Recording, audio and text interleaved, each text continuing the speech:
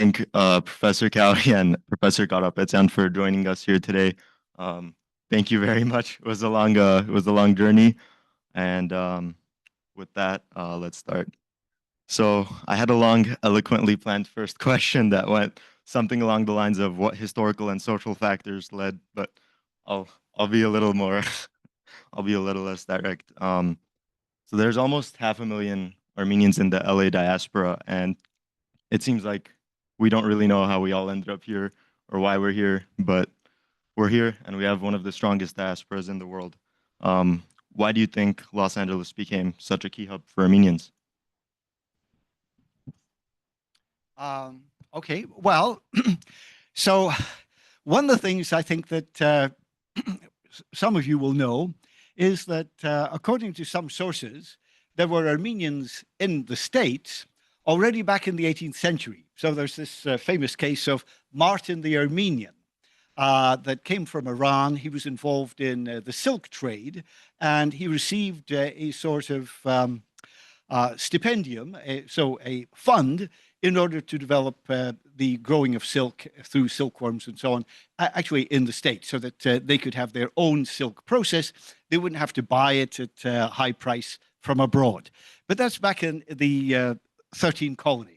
So fast forwarding, I think that one of the major issues is, of course, the massacres that were taking place in the Ottoman Empire in the 1890s. So certainly this is true with regard to California and the situation. Obviously, we think first and foremost of the situation then in Fresno.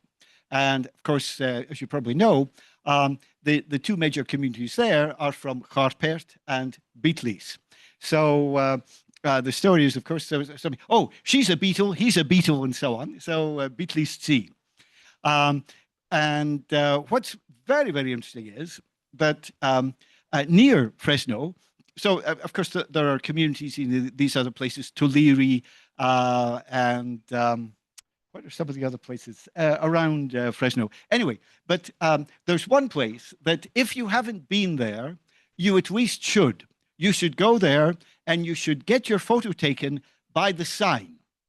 Because apart from the sign now, there ain't much else which is still around. But the place I'm talking about is Yetem. Now, you may wonder, so what is Yetem? Well, it has nothing to do with the abominable snowman. It's nothing to do with the Yeti. Yetem is the Armenian word for Eden. So fundamentally, for the new migrants, the soil there was so arable, so fertile, they felt they had come to the promised land. And so this particular community is the only one in the States as a whole which was founded by Armenians. So I think it begins, as I said, basically in the 1890s or so, this big move before the genocide. Afterwards, of course, an even bigger move from the genocide. And I think, so the center moves now further south. So I think it begins largely in Pasadena in the 1920s. This is the first major settlement. And then after the war, you have the DPs, the displaced persons from the war on the German side. They settle in, what do you call it?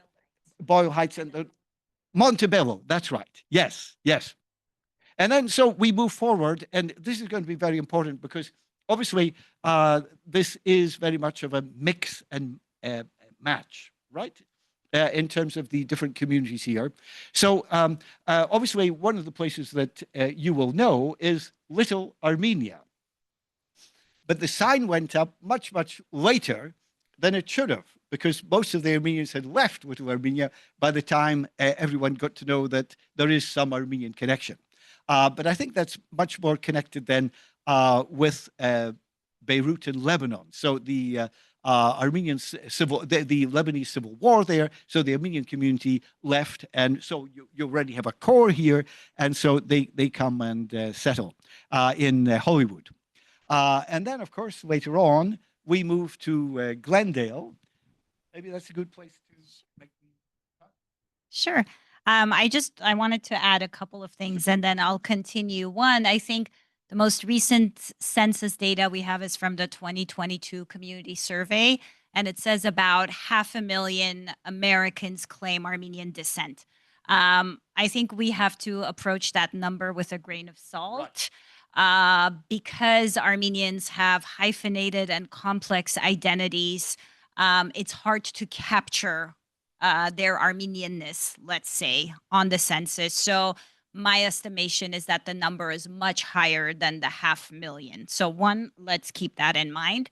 Two, I think the kind of mythological narrative of the Armenians during the colonial period. So Martin the Armenian, the tobacco growers, the silk weavers who came, and also the narrative of America as a place of opportunity, and one I think inspired many. And then the other thing I wanted to bring up was Protestant missionaries in the Ottoman Empire who were prohibited by Islamic law to approach Muslims. So really built a strong relationship with the Christian populations in the Ottoman Empire, and some of the early Armenians, particularly in the East Coast through Ellis Island, were students or those studying on the East Coast, absolutely. Yeah. And then many of them ended up working in factories. So after the Hamidian massacres and so on, but these really were almost like temporary labor migrants, one could say, who then ended up staying. And then many of them moved westward precisely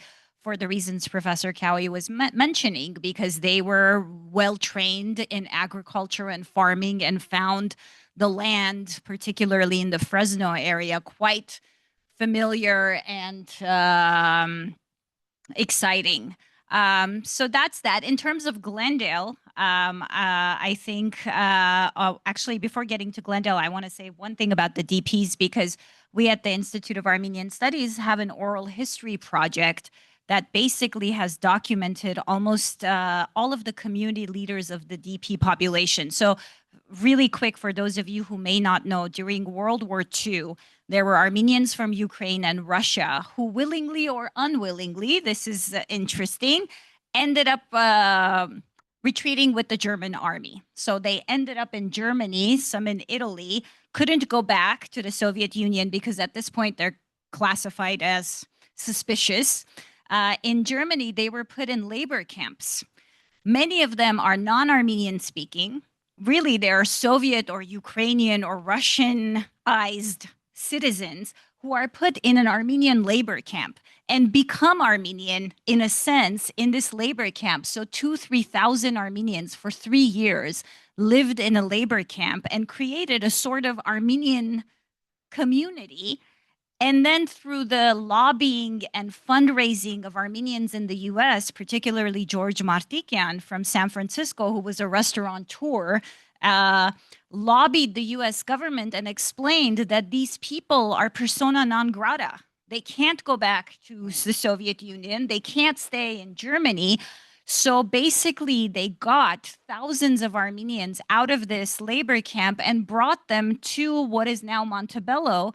And for example, in the labor camp, they had a school, a newspaper, a dance troupe, a theater troupe, and the principal of the school in the labor camp in Stuttgart, Germany, became the first principal of Mesropian Armenian School here. It's a really, really fascinating community to look at. They basically created Armenian institutions in a labor camp and then exported them to Montebello. And until today, generations down, they often intermarry. They kind of continue this tradition as the DPs. So if you want to learn more about them, we have a series of oral history interviews you can access on our website. As to Glendale, actually, one of Professor Cowe's students who was a grad student the same time I was, Daniel Fatante, has this wonderful article called Why Glendale? So you can all look at that. But he really mentions 3 factors, and I think he's absolutely right. One is the early arrival of Barskahais, Iranian Armenians, a couple of seminal figures like Larry Zarian, some of you may know, who was city council member back in the 80s. And also Iran was very invested in sending its best engineering students to the US to study, and many of these engineering students were Armenian young men who during the period of the Shah came from quite wealthy families, ended up coming here, studying, purchasing homes, and settling. Two was the kind of shifting socioeconomic, sociopolitical environment in the city of Glendale, which transitioned from a sundown city that had very restrictive regulations for its non-white residents to selling large properties that were then converted into very affordable apartment complexes. Also, the Glendale Galleria, when it was established, was the largest mall in the United States at its time. So it really was invested in bringing business and people. And so you had this really interesting situation where the few Armenians who were in the hills and kind of North Glendale were the Iranian Armenians who arrived before the Shah's collapse, let's say. And then the Armenians from the Republic of Armenia or from Soviet Armenia were settling in these affordable apartments in South Glendale. And then of course Armenians then ended up investing economically, and also a lot of the Armenians from Hollywood got tired of that scene and really loved the safety of suburban Glendale. So I think that's interesting as well. And Professor Cowe, I think, mentioned, Little Armenia. That label was established in the year 2000, and it was quite anachronistic because by the time we got the title Little Armenia, not many Armenians were there. So when people ask me where I live, I say in Greater Armenia, which of course is the city of Glendale, which now boasts about 40% of its population, at least at Glendale Unified School District, claim Armenian descent. And also one final note, just as someone who researches language, Armenian is the most widely spoken language in the city of Glendale, and then English, and then several other languages. Thank you so much. I think that's actually a very good transition into my next question. So, Peter, I know we discussed this morning that despite Russia having, or Moscow by population having more Armenians than Los Angeles, most of the Armenians there are actually crypto-Armenians, and there doesn't seem to be as much of a sense of diaspora as there is in Glendale, or Los Angeles, I should say. What do you think makes Los Angeles distinct in the Armenian diaspora experience, and why do we kind of think of it as the largest diaspora when there's more Armenians in other cities? Yeah, that I think is a very important question. So living outside a country is not the same as being in diaspora. And I think that this is true, particularly we're talking about Los Angeles and Glendale. But I would be very curious if you were to discuss this with some of the older generation. Some Armenians that were born in the Armenian Republic, and they came to Glendale in the 1990s. You ask them, is this a diaspora? Are you a diasporan? And probably they would say, no, I'm an Armenian. Hayem, Hayastansiyem. And I just happen to live in Glendale. I could live in a whole series of other places, but that would not change my identity, who I am, what I identify with. But what I think is very important here is, in contrast to the situation then in Moscow, this has a very long history. Armenians have been living here for well over a century. As a result, so those that came here first didn't have the idea, oh, well, I'm going back to the homeland in 5 years' time, 10 years' time. No, this is it. My future is now associated with this new host land, which will become my homeland for the future. I'm going to be putting down my roots here. I'm going to be marrying, having a family, etc. And at the same time, as an Armenian, what does this mean to me to be an Armenian in this very welcoming, but at the same time, non-Armenian environment? And so one of the key things here is the question then of institutional building. So what institutions can you create in order to provide an atmosphere in which you can survive and thrive as an Armenian. And so we see there are a whole series of them. For example, the churches that are here. This is way, way more than you would find in most other cities worldwide. One, obviously, again, importing from the old country, the whole question of the political parties, right? So this too is an aspect of being an Armenian in the States. Another area that we could consider is all sorts of other clubs. Cultural associations, groups connected then with sports, music, etc. And then, of course, also the question of communication. So the Armenian press in the Armenian language or in other languages, in English, etc., that inform the local Armenian community about various aspects of their community life and what's happening then in other communities worldwide, as well as general political and social background. So I think those are very important. But I think, so we already talked about the fact that this is the most complex Armenian society on the planet. It's much, much more complex than the situation in Yerevan. You have Armenian representatives here from all sorts of different backgrounds. So we were arguing, some are the fourth, fifth generation of those that came from the Ottoman Empire. Others came from Lebanon. Others came from Iran. Now we have this new development from the Armenian Republic. And the other point is that this process, so the waves that we're talking about continue. The waves are still washing on the American shore. And we don't know until when this will continue. With the result that this gives this community another unique situation. In many, many places, studies have been done on this. You have initial migration and then gradually a process of assimilation, in some cases over centuries. And then we have this new wave of immigration now to those places from the Armenian Republic. And they have nothing in common. They don't interrelate. In fact, quite the opposite. There's this sense then of disaffection between them. No, I don't recognize these people. Who are they? No, we preserved Armenianness. They are coming. Yes, they know the language, but in all other respects, we cannot identify with them. This is not true here, because there is this sense then of community evolution, growth.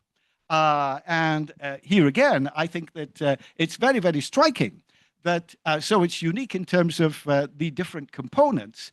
The different components have left their luma, have left then their impact on the development of the community as a whole, with the result that we see all sorts of factors where, quite apart then from the question of where they came from, now that they are here, they're creating something unique you can't find anywhere else in the rest of the world, including in the Armenian world. So I think, I'm sure that Shushan will speak about this in more detail with regard to language, but this is really quite phenomenal. And so we should expect that we have some of the experts from Yerevan will be coming here in order to study what is the future of Armenian speech, the Armenian language. It's happening right here before our eyes, not in Yerevan. So I think this is very important. One other point, which I think is absolutely crucial to note, is that precisely because of that, I don't want to put you on a guilt trip, in no way. I mean, you're very familiar with that already, right? The whole process of amot, that it's unacceptable, it's shameful. But at the same time, obviously, this relates to you yourselves. You were children. You're now young adults. You're becoming even adults with a future, with a great potential. And everyone, of course, has expectations of you in terms of how you're going to realize that potential. This is true not only individually, but also collectively. So as Los Angeles, so the Los Angeles Armenian community comes of age, becomes an adult, becomes so aware of its role in the world. Clearly then, there are all sorts of expectations from outside and presumably from among yourselves as to what you're going to do, how you're going to express that situation that in other parts of the world, from Buenos Aires, from Beirut, from Paris, people are looking to you in terms of, so where is the Armenian community going? So I think it's very important for you to bear that in mind and to think about how you are going to answer this question for yourself and for many, many others. Absolutely. I think, first of all, I really appreciate the question because this is something we get all the time when we say Los Angeles is the largest Armenian diaspora community, and then someone will undoubtedly leave a comment or raise a hand and say, but what about Russia? So thank you for just asking it, Kalkatin, bringing that up. And I think the only thing I would add to what Professor Cowe said is Eastern Armenia for several centuries has been part of the Russian sphere, and then, of course, the Soviet experience. So I think this sense of mindset of seeing oneself as a diasporan or not is important. For a very long time, Armenians in the Russian sphere would not even dream to conceptualize themselves as a diaspora. And I think perhaps now they are being diasporized possibly by both the Russian state and the Armenian state and the rest of us, but they certainly do not see themselves as a diaspora community. They don't have the institutions Professor Cowe mentioned, nor the mindset or the toolkit of a diasporan. One. Two, many of them are labor migrants. They are not permanent residents the way we are when one comes to the United States and settles in the United States. I think this idea of permanency is important. And of course, the Hayastansis always as the standout, who are the only group transitioning from majority to minority status. And I think this is important to keep in mind. The layers that Professor Cowe described in Los Angeles, whether it's the Ottoman Armenians, whether it's those from the Russian Empire, whether it's the DPs, and then of course you have waves of Middle Eastern Armenians who are coming because of turmoil and upheaval in the Middle East. And really, the Middle East, particularly Lebanon and Syria, were the diaspora. They were the literary cultural apparatus that produced and reproduced diasporan life, diasporan intellectuals. And as those communities have been emptied, the epicenter of the diaspora has shifted from the Middle East to right here, to Los Angeles. And with every wave, there is a tension between the old and the new. So pre-1965, America was a very different place. Pre-Civil Rights Movement, pre the Naturalization and Immigration Act, pre the ethnic revival. You don't have Armenians with Shants and Rafis. You have Richards and, Jacks and Johns who immediately dropped Armenian because their parents didn't want them to stand out because they faced major discrimination, who were good, assimilable Americans. And then the 1960s hit, the Middle Eastern Armenians start coming, and they're like, what's wrong with you? What kind of an Armenian are you? Your name's not Armenian, you don't speak Armenian, and so on.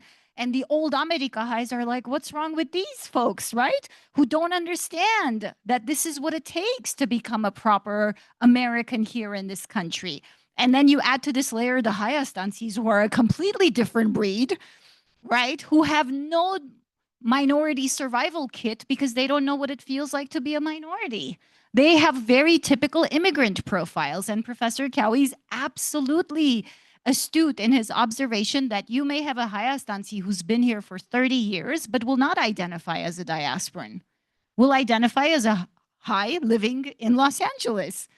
And then from a linguistic lens, it is the most exciting place to be because you have speakers of Eastern Armenian and its dialects. For example, the Iranian Armenians, right? Who speak variations of Eastern Armenian. Speakers of Western Armenian and all of its variations, not only in contact with one another, but also under the influence of English. And then you have what I call, which is the most exciting category for me, hybrid families. And these can be, Paskahai married to a Libananahai, Hayastansi married to a Paskahai, and so on, whose children now are heritage speakers of both variants.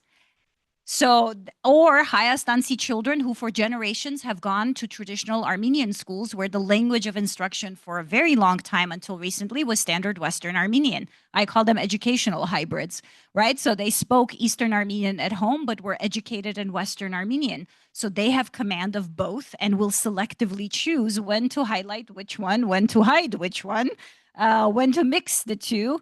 And as comedian Vahe Berberian says, in Los Angeles, we exist in Arev Yelav Matav Hayren.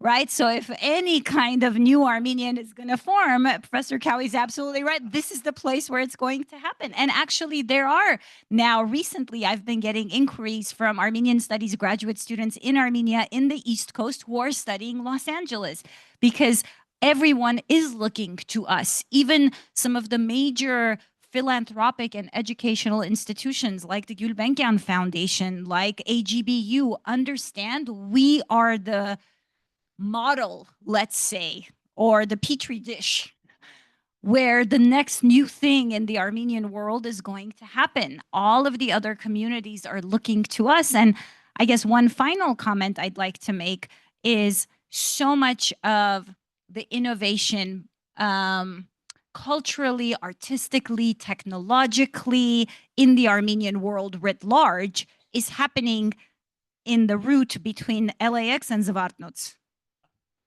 Misho the rapper exists both in Yerevan and in LA. Lyoka the Artsakhtsi rapper, all of his developments are happening on this path. Harut Pampukjan is a product of Lebanon too, of course. So it's really interesting, I think. It's not just LA, but given the ease of transportation, the ease of communication and communication technologies, there is this kind of transnational sphere that's really defined by the movement mostly between Yerevan and Los Angeles. That's so much of the exciting kind of next thing in all of the domains in the Armenian experience are happening on this pathway. Thank you so much, Shushan. I think it's very funny you mentioned the different generations kind of judging each new generation that comes around. And I think we're actually seeing that right now. I think if you're correct, the Lebanese Armenians came here in the first wave, and they were the most, we'll call them whitewashed with the white names. And then the Iranian Armenians came, mostly engineers, which is why even today most engineers are Indian Armenian. And then now we're looking at the newest wave of Armenians, and all of us are casting judgment on them, saying, oh, they're doing this job, they're drivers or something. I think it's funny, every new generation that comes, we cast judgment on them. But this goes really well into my next question, which is, how did Armenian studies come to feature in United States universities, and how can you situate Los Angeles within that broader picture? Right. So I think that one of the key issues here is World War II. World War II was extremely important worldwide. So Americans were involved in all sorts of fronts, obviously in the Pacific, North Africa, Europe, Middle East, Far East. And I think that so all of those area studies, Asian studies, East Asian studies, Middle Eastern studies, etc. All of these evolved as a result of the experience during the war. The recognition that we didn't have experts. We needed translators. We needed people that had the cultural expertise in terms of contact, rapport with these various peoples in these different parts of the world. We didn't have it. And we suffered as a result. This is part then of our defense going forward, preparing then a whole battery of new experts in those fields. So there was a much greater interest in expanding into those areas in academia. I think that this coincided in the 1950s with the development of the Armenian community that we were just talking about. So many of them had received higher education themselves. they had gained wealth, and they had begun to think more strategically in terms of, so where do we go from here? And how can we legitimize our situation in the States? And this will be through the establishment of Armenian studies at major universities. And what's very important here, some of you may know of this organization. It is still extremely active and important now, but it was absolutely innovative in the 1950s and 60s. This is NASER, the National Association for Armenian Studies and Research. And so their founder, who was quite a visionary, Manugyan, he established contacts with Harvard University. So in Boston, we need to have Armenian studies in that university. And so he made connections with Richard Fry, who was the professor of Persian studies, so that's pretty close to Armenia in many ways, and with Sir Hamilton Gibb, who was then the director of Near Eastern Studies at Harvard. And so they were very open to the idea of creating then a chair in Armenian studies. But this would mean, of course, that you needed fundraising in order to establish that in perpetuity. So NASA began fundraising all over America, not only then in the East Coast, but also in the West. And what's interesting is that you have a group of enthusiasts in Los Angeles who are committed to the idea, but we're thinking, well, why should we in California give all of these funds to go to Harvard in the East Coast? We have important institutions right in our doorstep. So why shouldn't we think of giving the money to establish something right here in Los Angeles? And so that's exactly what happened. And one of the major people there is J. Michael Hagopian. Fascinating character. So he was in his 90s, and he had his ticket, and he was going to go for his umpteenth visit to India when he passed away. So this gives you a very, very clear notion of the sort of go-getter that he was. And so with him spearheading this movement locally, of course, it was going to succeed.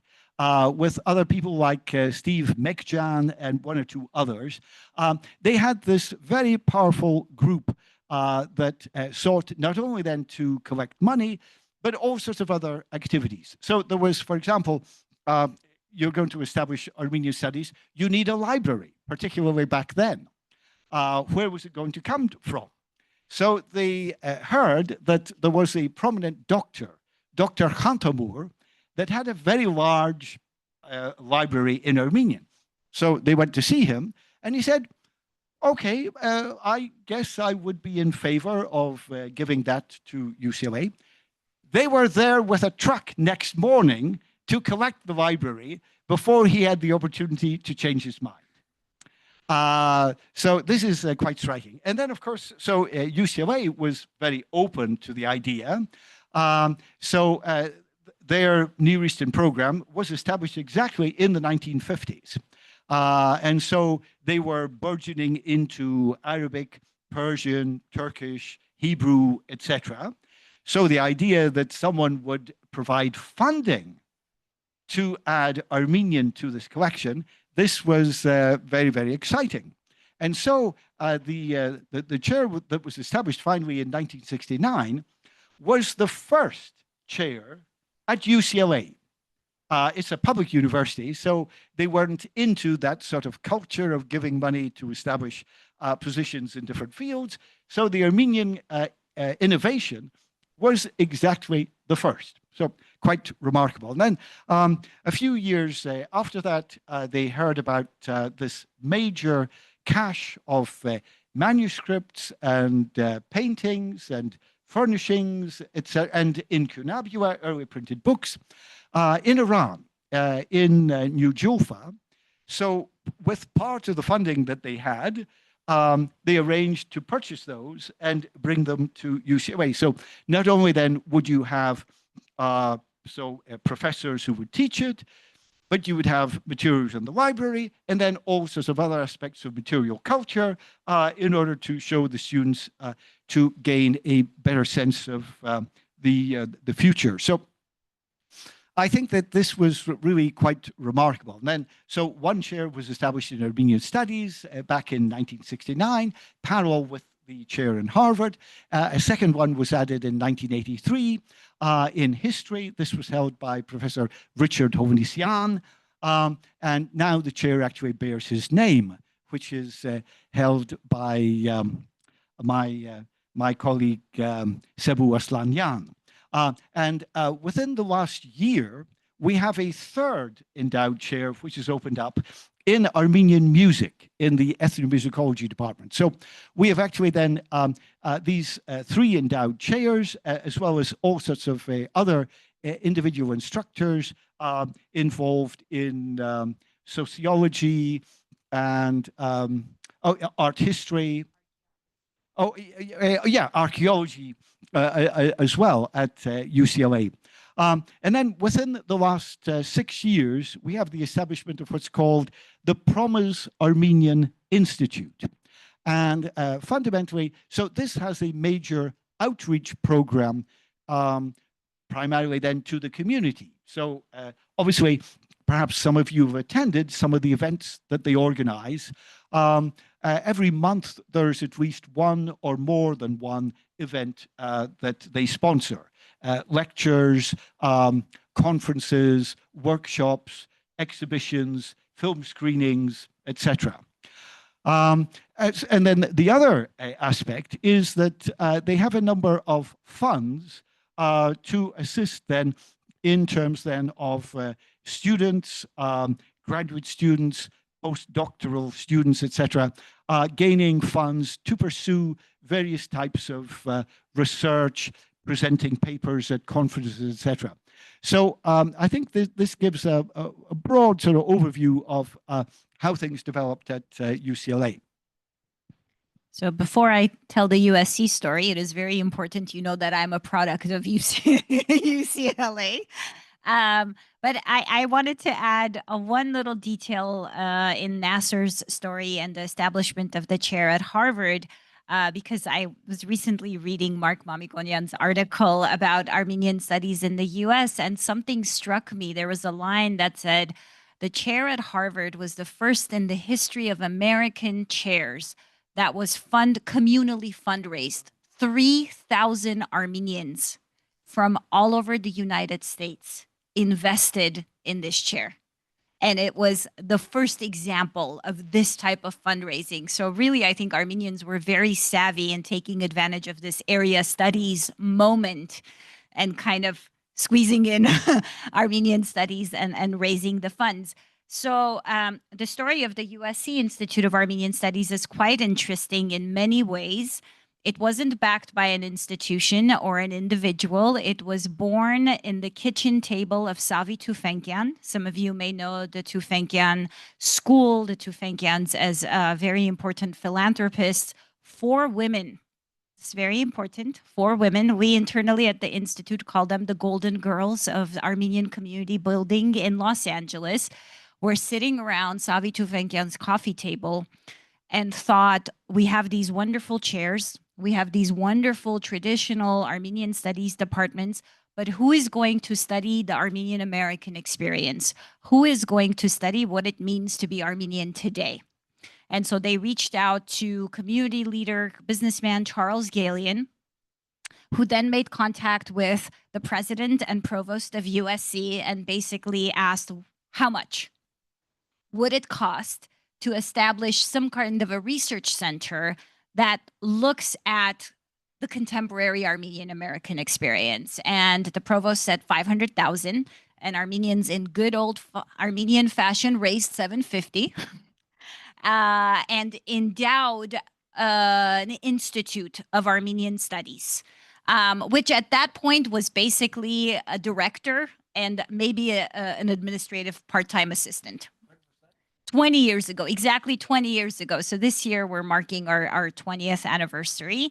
So for the first decade, it was quite dormant. There were conferences once in a while, a couple of talks. And I think really 10 years ago, it picked up with the appointment of my predecessor, Salpir Azadian, as director, who really reframed what an academic institution could do, how much public engagement one could achieve. If any of you have heard of the Innovate Armenia series, for example, these were what we called festivals of ideas and action that brought 2,000 to 3,000 people to the USC campus, where the best of the diaspora and the best of the republic were in conversation. So the USC Institute, it's not a department like what Professor Cowe presented. We don't produce graduate students. We can't grant master's degrees or PhDs. We're an academic unit in the Dornsife College of Letters, Arts, and Sciences. So a kind of standalone research institute whose focus is contemporary Republic of Armenia and diaspora, right? So that's what we look at, and we have three main pillars: research, education, public engagement. So the DP Oral History Project, for example, that I presented, we have another oral history project called Understanding Independence. For the last 10 years, we've collected nearly 100 interviews with Armenian government officials, journalists, photographers, media representatives who were in Armenia and central to the independence movement, the Karabakh movement members. We have interviews with all of these central figures to understand that transition from Soviet Armenia to independent Armenia. One of the questions that I love is, at what point did you realize you now live in independent Armenia, right? Because yesterday you were a citizen of the Soviet Union, today you're a citizen of independent Armenia. What does that mean, right, for someone in Armenia? We have another really wonderful project where we got a major grant from the state of California called California History Through Armenian Experiences. So for the last 2-3 years, we've interviewed hundreds of Armenian Americans from California. And for us, this is both filling a gap in the Armenian story, but also in the American story, right? How do you see the story of California through the Armenian experience? So series of oral history projects along with these. I teach a couple of Armenian studies classes at USC. We just filled a chair in contemporary Armenian studies. Hirak Papazian, who's a wonderful anthropologist, now is in the anthropology department doing contemporary Armenian studies. And little by little, I'm discovering the kind of Armenian tentacles on the USC campus. Just the other day, I was interviewing the dean of the engineering school, who is Yanis Yorstos. He's from Greece. And I'm repeating verbatim his statement. The success and prowess of the Viterbi School of Engineering rests on the shoulders of three Armenian giants.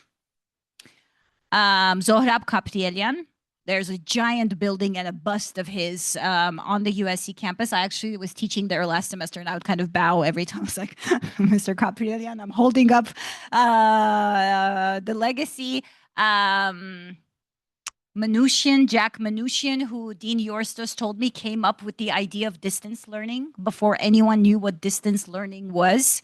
And Mihran Aghbabian, who many of you may have heard because of his involvement with AUA, of course, and so much more. The Tudor Center, there's a giant student center on the USC campus that houses some of the kind of prime real estate on campus, was donated by one Karapetian, whose name changed to Tudor, right? So there's a very, very long and deep Armenian presence on the USC campus, but Armenian studies as such is just a 20-year story. Thank you so much. I'm going to go back to questions and bring up something you said about Misho. And funny enough, he's actually going to be performing next month at GCC. And my next question is, how can students at all levels, especially those at GCC, get involved with Armenian academic and cultural initiatives at both UCLA and USC?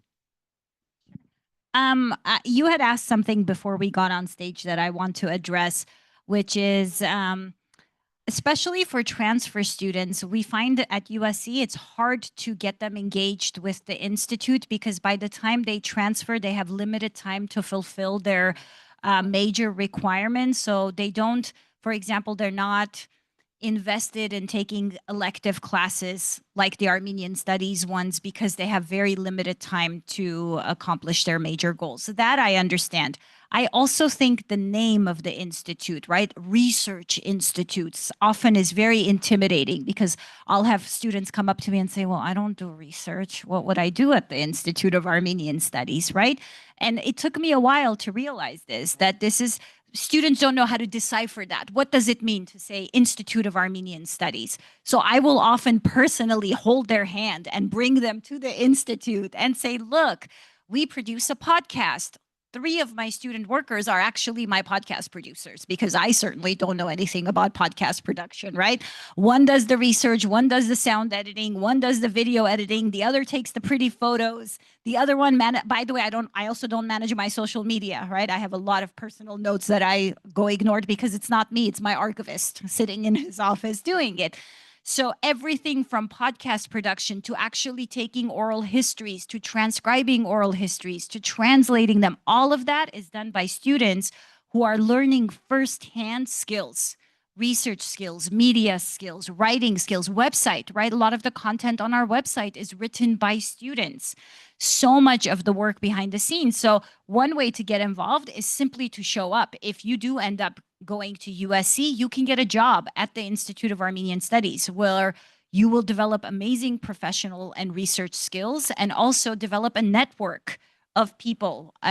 Every week or two, we have someone like Professor Cowe visiting, doing a podcast interview, giving a talk, giving a guest lecture, and the student workers who are at the Institute have first access to them. So all of my student workers who may not be enrolled in my class, one of the perks is they can show up to any lecture, right? And just learn without having to pay for the units or go through the whole process. So I think that's one thing. The other thing we are quite known for at the Institute is the events, both on campus and off campus, but mostly events that are open to the public. So last year we did a large symposium called Artsakh Uprooted Aftermaths of Displacement. We had over 1,000 people and we had refugees from Artsakh, we had artists, we had musicians, we had scholars, we had public intellectuals all in one space, and not just Armenian. We had a Pulitzer Prize-winning author who writes about the Vietnamese-American experience, who was there in conversation with Armenian-American filmmaker Eric Nazarian. We had the Vice Provost of the Arts, who's a MacArthur Genius Fellow, introducing Artsakhi rapper Lyoka. So I think this aspect of contextualizing things Armenian in the larger global conversations in the world. So in this case, conversations on displacement is really important. So if you don't want to come to the Institute, if the word research is intimidating, then just show up to the events. At the least, you will get amazing food. You will meet some amazing people. Also, lots of business partnerships and romantic partnerships have been born out of Institute events. I also would like to mention, because it's no small feat to bring good, smart people together. Last month, April 1st, we had a conference at USC in partnership with the Viterbi School of Engineering called On the Cutting Edge of Science and Tech, California and Armenia Together. And one of my former students said, I've never been in the same room with so many smart minds. Right? Because we had some of the leading scientists in California who happened to be Armenian there, and also in the audience. There were so many interesting people. So my big advice would be never get intimidated, always show up. And the least you can do is pop your head in and say, hey, I'm so-and-so, and I promise we'll do the rest of the legwork in getting you involved. I think, was it last summer, we were having a big team meeting and I saw a young man and woman just circling around the Institute, and they were quite polite. They noticed that we were in a meeting and wouldn't interrupt until I turned to my coworker and I said, and then we invited them in. So brother, sister, brother got into USC, sister got into UCLA, and they're using their summer break to discover all the Armenian spaces. right? We invited them in. Now that brother is a student worker and is working on a major research project with me, right? Because they happen to circle around the institute. Oh, sorry. Well, at UCLA, we already mentioned the significance of the Promise Armenian Institute. So as I said, very much parallel, I think, to the situation at USC, there are all sorts of events which are happening. If you happen to be in the area, you could come directly, or you could connect by Zoom for many of these events. I think that one of the most important recently was one that was held, I think it was mid-February, in connection with cultural heritage. Clearly, of course, the main focus of that related to Artsakh, Nagorno-Karabakh, the situation there of the Armenian monuments. And so a perspective both historically, art historically, legally, anthropologically. What does this mean then to be displaced? Not only then is the monument displaced in terms of the new government, but the population has been displaced to Armenia and other parts of the world. What does that mean in terms of their identity, how they live their life, the problems that they have? How is this coped with? So these were some of the questions in that one-day event, which I think were very challenging overall.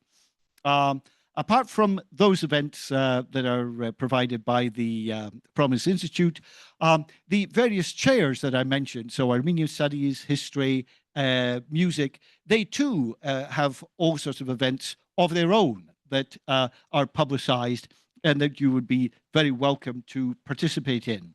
For those that are coming to UCLA in terms then of your transfer after completing your studies at GCC, clearly you can enroll in all sorts of classes that we provide, again, in history, anthropology, sociology, Armenian studies, literature, language of different kinds. These would be available to you. We also have what's called the Armenian minor. So if you study in 7 different courses, you can receive then this minor qualification in addition to your major, whatever that happens to be in. One of the other points that, so actually right here in Glendale, you could have a UCLA connection in terms of what's called the undergraduate colloquium, the undergraduate colloquium in Armenian Studies. It's now in its 9th year. It's going to be on May 23rd in connection with the Undergraduate Research Week at UCLA. But, so we are casting the net. In fact, it's still not too late. If you have a project, if you have presented a paper for a class, let's say here at GCC, and you would like to present that as a possible paper, which you could then present at the colloquium in May. As I say, it's not too late to get involved. Or if you feel you're not ready just right now, as I say, this is the 9th year. We are planning to continue for the future, so 10th, 11th, 12th, etc. And I have to say that in some cases, some of the papers that have been presented there really are of graduate school quality. I recall very, very clearly one paper that was presented by an undergraduate in terms of hydrology, how water is managed in Anatolia, coming then from basically eastern Turkey into Armenia and then on into Azerbaijan towards the Caspian Sea. That person's control of the data was really quite remarkable. And the person now is in Armenia and has developed an institution of his own to pursue this further. So I think that you should definitely consider it. We would be very, very keen to have your ideas, your insights, your papers to present. one of the other things that could be of use to you going forward is that we also provide a language proficiency test. So I'm not sure what your situation is here, but with regard to many research universities, you require to have attained a certain level in foreign languages. We provide then a proficiency test at UCLA, and we've had students from all over the place, from some schools, from different universities, where you have a certain level of attainment in Armenian. You come, you take the test, and as a result, you place out of the foreign language requirement in other universities. So this is another service that we provide. Obviously, even if you weren't going to be coming to UCLA, you can enroll in some of our classes through the UCLA extension. So you could arrange. In fact, I actually have a student like that now. He's in Ohio, in Bloomington. Bloomington. He's at Ohio State University, but he's taking one of my classes through Zoom, through distance learning. This is another possibility. We have that in a number of our classes. So this too would be a possibility, even if you're not actually enrolled at UCLA. So these are some of the opportunities I think that you might like to take to avail yourselves of. Professor Cowe reminded me, I love the idea of the colloquium so much. Actually, at USC this year, we did the first ever undergraduate research symposium in Armenian Studies, and we got a grant actually from the Dornsife College of Letters, Arts, and Sciences to enhance the undergraduate experience. So in our case, this first year, it was only open to USC students. But one thing I want to encourage you all, regardless of what you decide to major in, my guess is most of you will not major in Armenian studies, and that's fine. But should you take a sociology class, an anthropology class, an economics class, an environmental sciences class, a physiology class, psychology, chances are you're going to take a class that requires a research paper or a research project. I find that many students will end up doing some kind of Armenia or Armenian related topic. So I always tell students the Institute is a resource for you. If you're working on a research paper that has some kind of an Armenian element, we have a library, we have expertise, we have resources, we have oral histories and so on. First of all, take advantage of that. Second of all, present your paper. Whether it's at the USC symposium, whether it's at UCLA, it's great practice for you. It looks incredible on a CV when you're applying to grad school. Also, both the UCLA colloquium and our symposium, we give a best paper recognition, which is both the recognition but also a cash prize. So that doesn't hurt. And the other thing I was going to say that I forgot to mention is scholarships. The same Savi Tufenkian, who was one of the founding godmothers of the Institute of Armenian Studies, their family has a scholarship called the Tufenkian Travel Scholarship, where you can apply to the Institute of Armenian Studies as a USC student. In this case, you have to be a USC student to travel to Armenia or anywhere else in the world to engage with Armenian studies. If that's a research project for which you need to do field work, there you go. If it's a class you want to take abroad that requires travel, that's it. If it's an internship, it's an immersion program, whatever it may be. So I think one thing I always tell students is there are so many resources you may not be aware of. Inquire and ask. There's nothing wrong with asking. And sometimes if something doesn't exist, it may be created just to fulfill your need. All it takes is for you to ask and create that opportunity. Thank you so much. We are starting to run out of time, so I'm gonna actually bridge the last two questions together, which are there any significant projects that maybe you guys haven't mentioned yet that you think other students in other institutions should know about? And what do you kind of envision for the future of Armenian studies and leadership in Los Angeles? And Peter sort of mentioned one time that although the Armenian institutes had very different starts and sort of had different purposes in the beginning, they are slowly starting to converge as time goes on. So what do you guys kind of envision for the future of both institutes?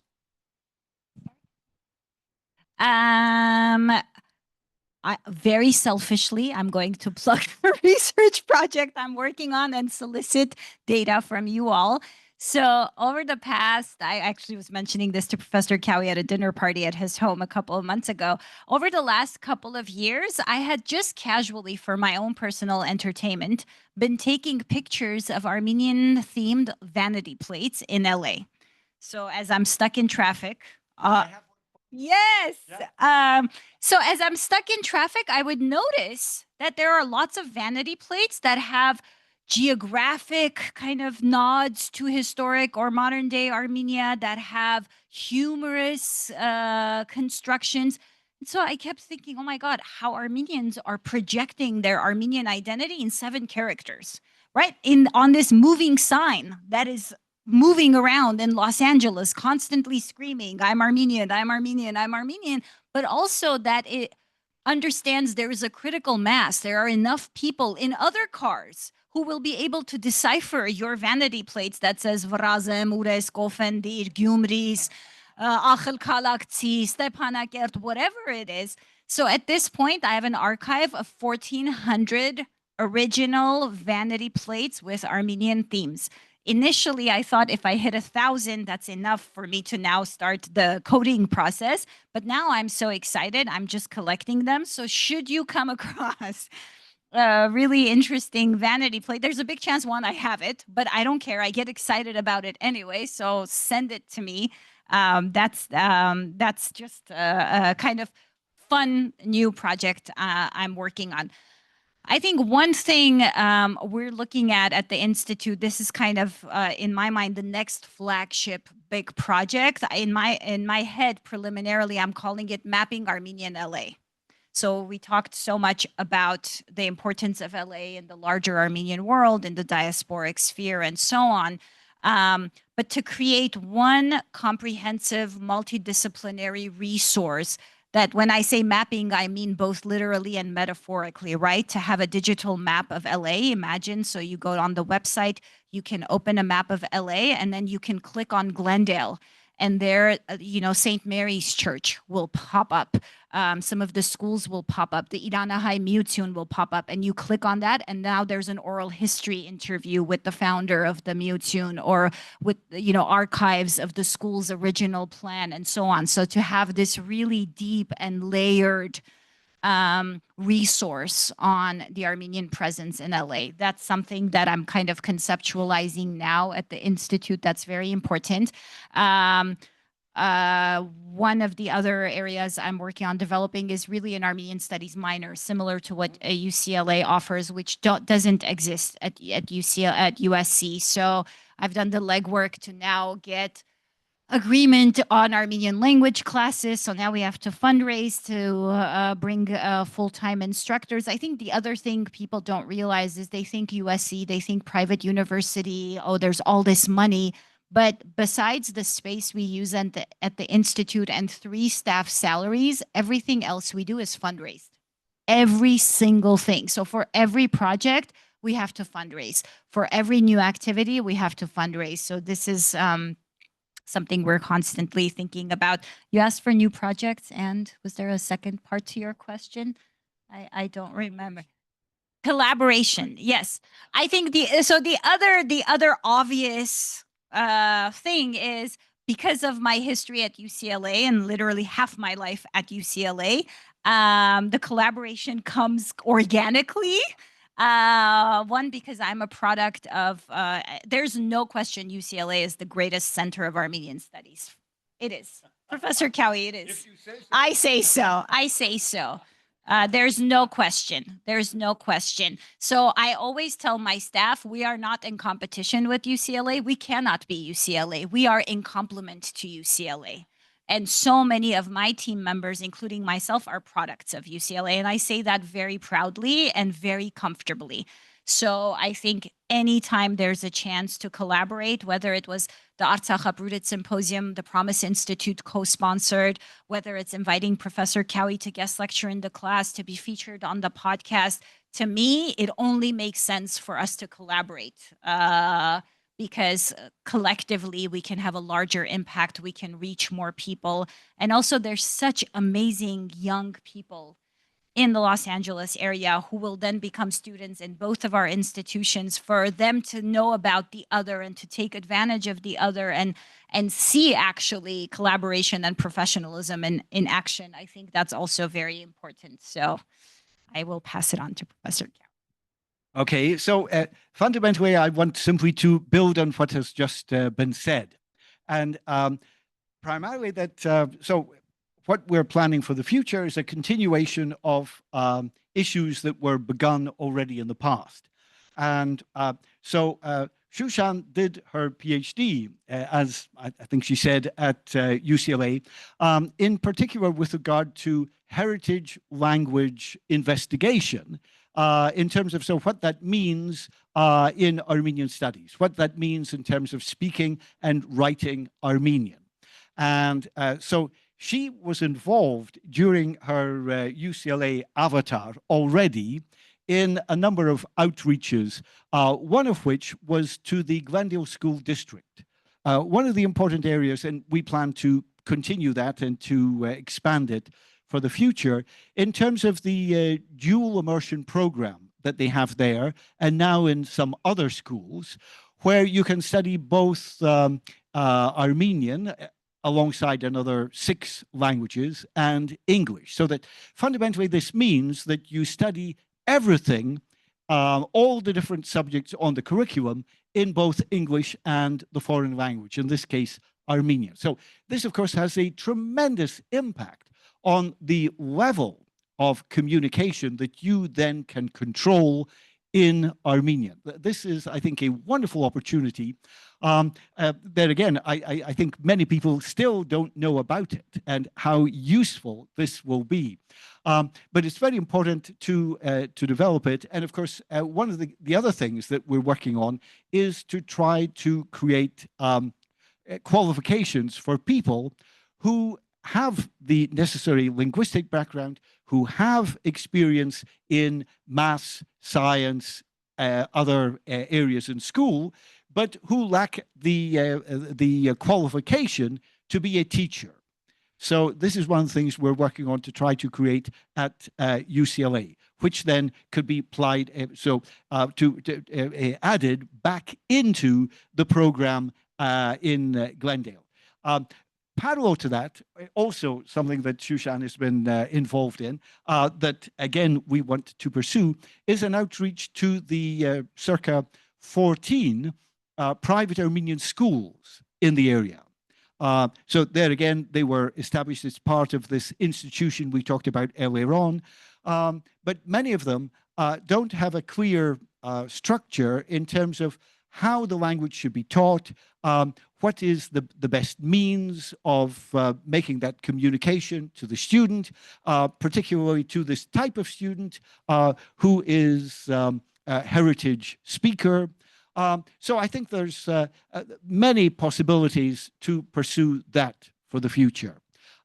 Another program that we're going to be involved in, I think we're in the very last stages of the application. This is funded by the British Library. And this is connected with another area in the Armenian diaspora, in Transylvania, in Romania.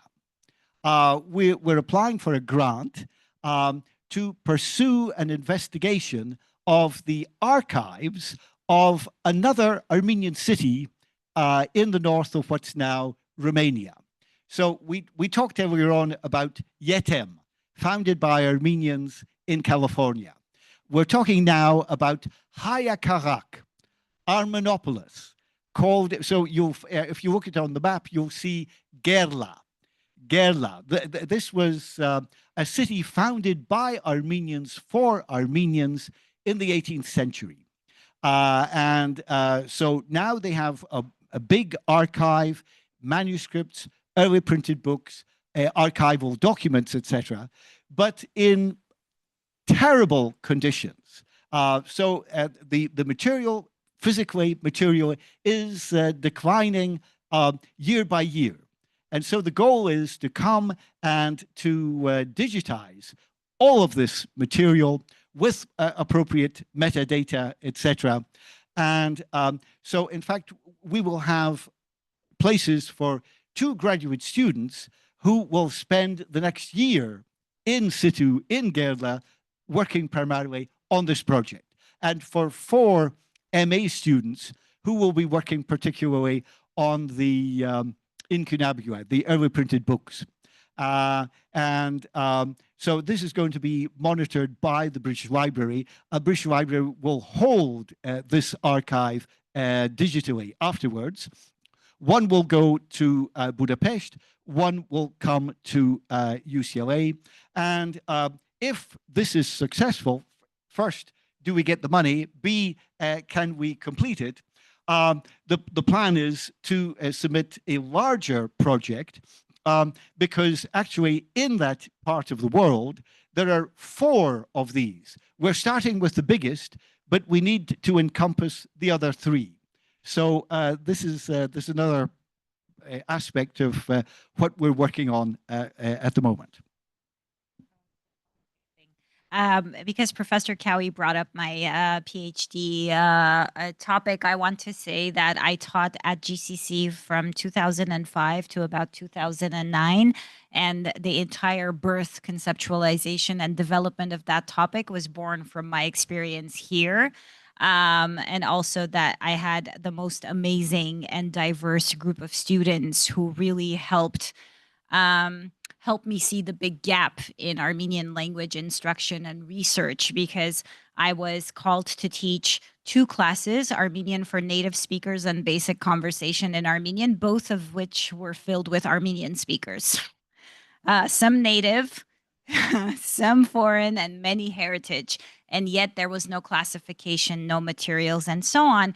And I just wanted to put something on everyone's radar. So in February, at the end of February 26, 27 of 2026, we will be hosting a major conference in partnership with the Gulbenkian Foundation called It Takes a Diaspora to Raise a Language. So the entire conference will be focused on, very importantly, what is working in Armenian language vitality in the diaspora, not the typical lament or woe of what is not working, but what is actually working and all of the amazing things. And the conference will have 2 days, 2 parts. 1, an academic traditional conference of researchers presenting their research, 2, a practitioner's workshop or showcase that will feature different modes of instruction and engagement with the Armenian language. So kind of hands-on experiential experiences. So just be on the lookout for that. Thank you so much. Before we finish, does anybody in the audience have any questions? I saw some hands go up. Yes. We only have 1 mic, sorry. So I had a question earlier when you mentioned that the demographic for Armenian Americans was in America, Armenians in America was 500,000. And you said a word, I think you said associates as Armenian. Did you say that? Claim Armenian heritage. So they're saying that there could be more that do not want to associate as Armenian here?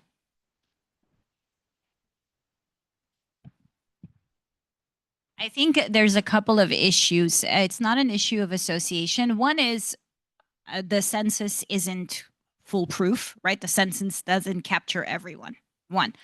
2, let's say you're Armenian from Iran or Armenian from Lebanon, or you were born Armenian from Lebanon, moved to Iraq and then to Sweden and then ended up in the United States, and you're filling out the census. Sometimes people will misunderstand the question or put another one of their stops in this long journey. So what I'm saying is Armenians so often have hybrid or hyphenated identities that don't neatly translate into a category that's listed on the census, right? Armenian is not a category, right? Previously, it used to ask place of birth, but place of birth doesn't capture it too. Let's say you're Armenian from Tehran, so your place of birth is Iran.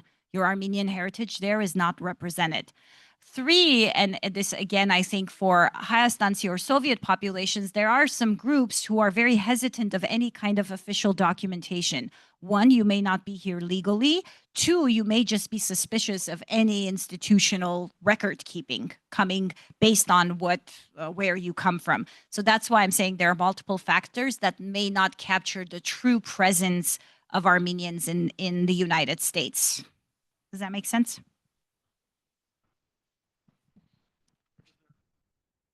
There's 1%. So there was another interesting thing that you said about Germany, them going to Germany, because I recently had found out that I actually do have a relative from 1915 that was in Frankfurt. Was that one of the areas that had encampments?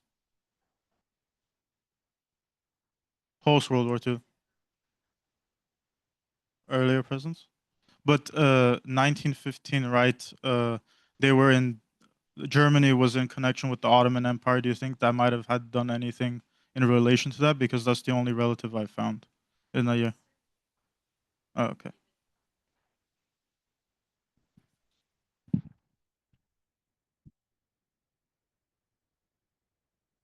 Dr. Cowe, this is for you specifically. As someone who is not Armenian, what initially drew you to Armenian studies?